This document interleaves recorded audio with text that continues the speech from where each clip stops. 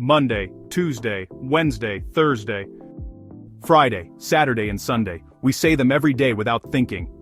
But have you ever stopped to wonder why they're called that? Why Monday is for the moon, Thursday for Thor, and Friday sounds like the day the gods invented happy hour? And speaking of names that make no sense, why is October the 10th month when its name literally means 8? Or December, which should mean 10, but somehow sits in 12th place like a student who skipped half the semester? It's one of those things we've all lived with forever, but never questioned. So today, we're finding out who's behind this cosmic naming chaos, and how it's still running our lives, thousands of years later.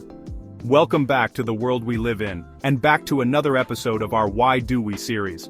Before we start, hit that like and subscribe to the channel, or may your next alarm clock be permanently stuck on Monday morning. Before we dive into Monday, Tuesday, and their entire chaotic family, we need to answer a slightly existential question. Who on earth woke up one day and said, "Yep, this one is called Monday"? Well, to understand that, we have to go back, way back, to a time when calendars weren't apps on your phone. They were carved into stone, argued about by priests, kings, astronomers, emperors, and literally anyone with a robe long enough to look important. And the truth is, two ancient civilizations did most of the naming heavy lifting: the Romans and the Germanic. The Roman Empire needed a way to organize tax collection, religious festivals, military campaigns, and, most importantly, when Julius Caesar should get paid. So they turned to astronomy and borrowed heavily from the Babylonians and Egyptians to create the structure of the week and months. But the names, those came straight from Roman gods and rulers, because nothing says practical calendar like shoving your entire mythology into it. To the Romans, every day was linked to a planet, and every planet was linked to a god. Mars, Mercury, Jupiter, Venus, Saturn, Sun, Moon. 7 celestial bodies, 7 days. And yes, the Romans basically said, let's name every day after someone powerful so nobody forgets who's in charge. Centuries later, when the Roman calendar spread across Europe, other cultures said, "We love your calendar, but we'd like to speak to the manager about the names." So the ancient Anglo-Saxons, who were Germanic peoples, swapped the Roman gods for their own gods, keeping the structure but changing the branding. Kind of like the medieval version of changing a phone's theme pack. This is why Tuesday, Wednesday, Thursday, and Friday come from Germanic Norse gods, not Roman ones. But we'll talk about these later. While Rome built the template, the Germanic peoples localized it. The months, however, were mostly Roman inventions, and the Romans changed them constantly. Originally, the Roman calendar only had 10 months, starting in March and ending in December. Then Julius Caesar stepped in around 45 BCE and said, "This thing is a mess, fix it." So, he created the Julian calendar, adding January and February, adjusting month lengths, and declaring himself as the guy who saved time. So, why did these names stick? Because once the Roman Empire spread across Europe, their calendar spread with it and eventually became the foundation of the Christian calendar, medieval record-keeping, navigation, farming schedules, and later, global trade. The names became too practical to change. Changing Tuesday now would be like changing the word holiday. Everyone would riot. So the world simply kept them. Roman gods, Norse gods, emperor egos, and all. They worked, and rewriting every document in human civilization would have been a nightmare.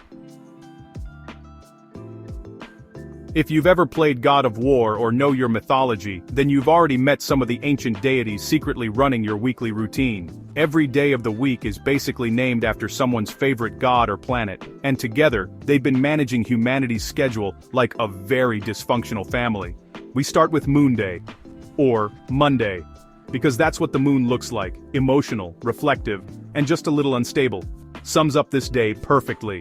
Perfect for the one day that makes people question every decision they've ever made. If the moon had feelings, it would probably also hit snooze 9 times and sigh dramatically before getting out of bed. Tuesday is named after Tu, or Tyr, the Norse god of war, which explains a lot. Every Tuesday feels like battle, against traffic, emails, and your own will to live. Yes, Tyr may have lost a hand to a wolf, but you've lost your patience to Microsoft Teams. Woden's Day, Odin's Day, or simply Wednesday.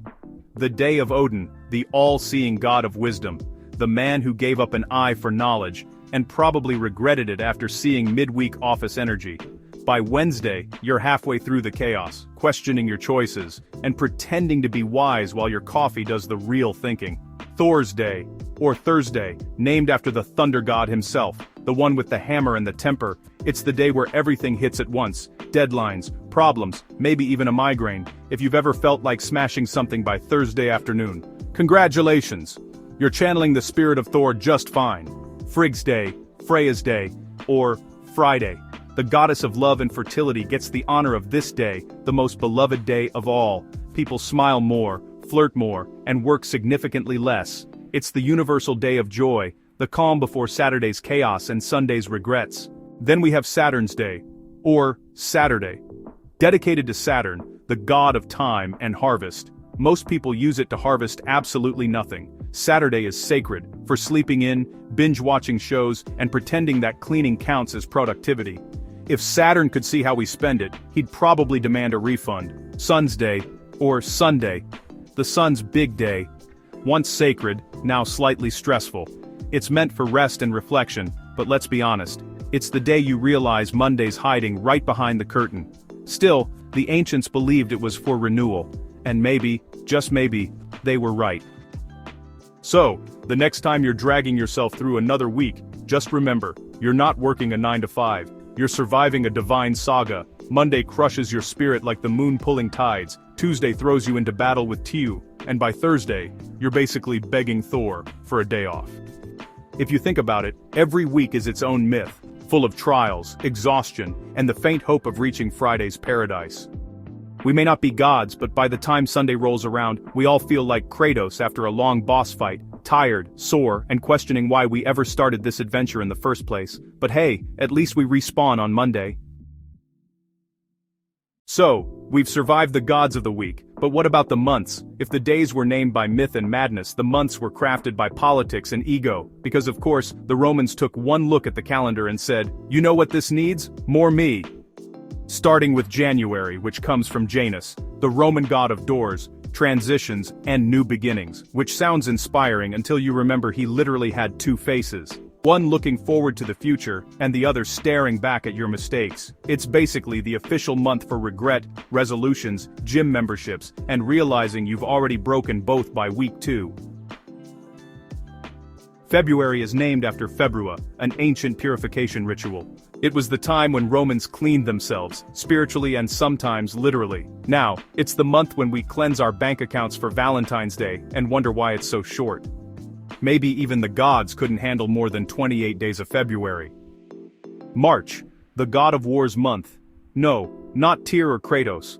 March was named after Mars, the Roman god of war, because nothing says spring like aggression. It was when armies started marching again after winter, so naturally it's also the month when most people march back into work, pretending to be productive. If March had a slogan, it would be, time to fight your way back to normal. April, from the Latin word aprilis, the month of openings. Aprilis comes from aperere, meaning to open. A reference to flowers blooming, doors reopening, and seasonal allergies making their grand return. It's the fresh start everyone wanted in January, until pollen ruins it. May, the month of growth. Named after Maya, the goddess of fertility and growth. It's the time when everything blossoms, crops, trees, hope, and unfortunately, hay fever. The Romans celebrated Maya's nurturing side. Modern humans celebrate her by mowing the lawn for the first time all year. June, the month of marriage. Juno, the queen of gods and the goddess of marriage and childbirth, gives name to this month. That's why weddings were, and still are, popular in June. Apparently, even in ancient times, people believed getting married under Juno's blessing would keep things peaceful. Spoiler, it didn't always work. July, the month of Julius Caesar, was originally called Quintilis, the 5th month. It was renamed to honor Julius Caesar, because when you're a Roman dictator who reforms the calendar, it's basically law that you get your own month. It's the historical version of naming a star after yourself, but with more ego and fewer telescopes. August, the emperor's edit. Not to be outdone, Caesar's successor Augustus said, I want one too. So, Sextilis became August. He even made sure his month was as long as July, because apparently, even emperors had length envy. That's why February still suffers with 28 days. The emperor stole them. Now, the part of the calendar where everything falls apart. September. Sounds innocent enough, but it comes from the Latin word septem, meaning 7. Then comes October, octo meaning 8, like an octopus with 8 legs. November comes from novum, 9, and December from decem, meaning 10, as in decade. But here's the plot twist. These months mean, in order, 7, 8, 9, and 10. Yet they are the 9th, 10th, 11th, and 12th of the calendar. What's the reason? The Romans originally started their year in March, back when war season was the real New Year's Eve, so everything lined up perfectly, until politics happened. Then, when January and February were added up front, the numbering broke, and the Romans, in true human fashion, just said, "Close enough, let's leave it like that." So now we've got a calendar that makes about as much sense as your phone's autocorrect. And if you think that's messy, wait until you hear what came next. When Pope Gregory XIII tried to fix it, in 1582, by simply deleting 10 entire days from existence. That's right, October 4th jumped straight to October 15th, and everyone born in between just vanished from history. We actually covered that bizarre story in our Obscure Curiosities episode, How 10 Days Were Deleted. Go take a look after this. Trust me, it's the kind of chaos that makes the Roman calendar look organized. It's somewhat comforting to know that even ancient civilizations also left things to fix later, and 2,000 years later, still hasn't happened. So the next time someone says time is an illusion, they might not be wrong. Our weeks come from gods, our months from emperors, and our years from a series of mistakes that somehow stuck. The calendar we live by is the ultimate mix of mythology, politics, and procrastination. And yet, we still trust it to organize our lives. Maybe that's the beauty of it, that even in chaos, humans manage to invent order, or at least something close enough to pretend, because if the gods and emperors could agree on anything, it's that time doesn't wait for anyone, especially not those of us still figuring out which day it is. So, if you enjoy uncovering everyday things that never made sense, hit that like and subscribe to the channel. Or don't. The calendar will still be wrong tomorrow. History will keep pretending it's fine, and we'll all keep going along with it, playing our part. In the world we live in.